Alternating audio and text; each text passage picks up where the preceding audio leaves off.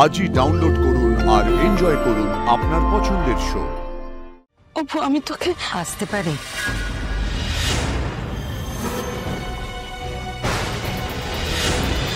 আর্য,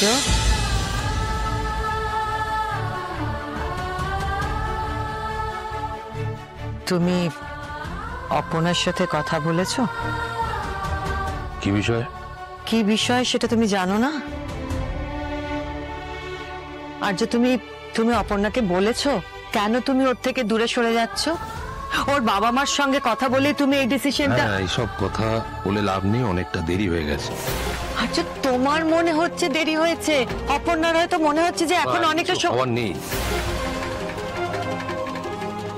আর কিছু হওয়ার নেই। সব নিয়ে কথা বলো না। আমি অপর্ণাকে কথা দিয়েছিলাম, সেই কথা আমি রাখতে পারিনি, আমি হেরে গেছি।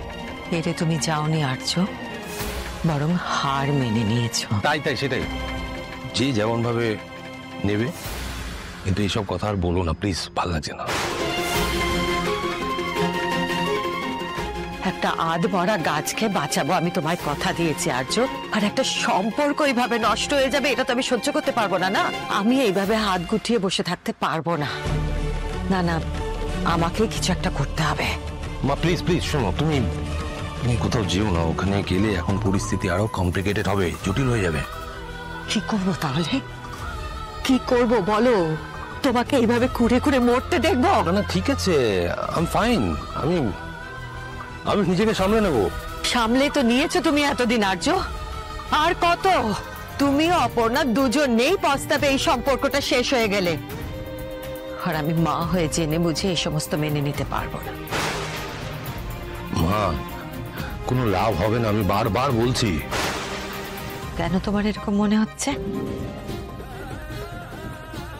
ওরা সতীনাথ বাবুরা এতক্ষণে হয়তো বিয়ের দিন ক্ষণ সব কিছু ঠিক করে ফেলেছে। ওনাদের সিদ্ধান্তের উপর কিছু চাপিয়ে দিও না, এটা আমার অনুরোধ। প্লিজ তুমি আর এটার মধ্যে ঢুকো না, বাদ দাও।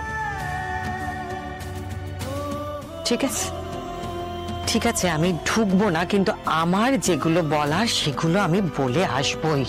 না আর্য, তুমি আমাকে আটকাবে না, কারণ আমি পরে আক্ষেপ করতে চাই না। আমার কথা বোঝো, যেও না, আমার কথাটা শোনো, ভুল হবে, অনেক দেরি হয়ে গেছে।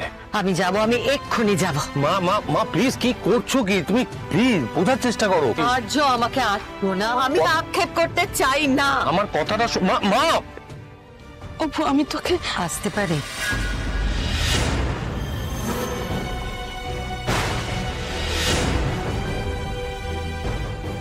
ম্যাডাম,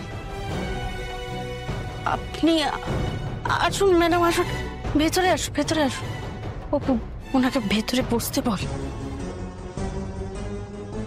আসুন, বসুন। বসতে আমি এখানে আসিনি, অপর্ণার সঙ্গে দু একটা কথা বলেই চলে যাব। আমি আমার ছেলেকে কথা দিয়ে এসেছি যে তোমার ওপর কিছু চাপিয়ে দেব না। তোমাদের সম্পর্ক, বিয়ে, ভবিষ্যৎ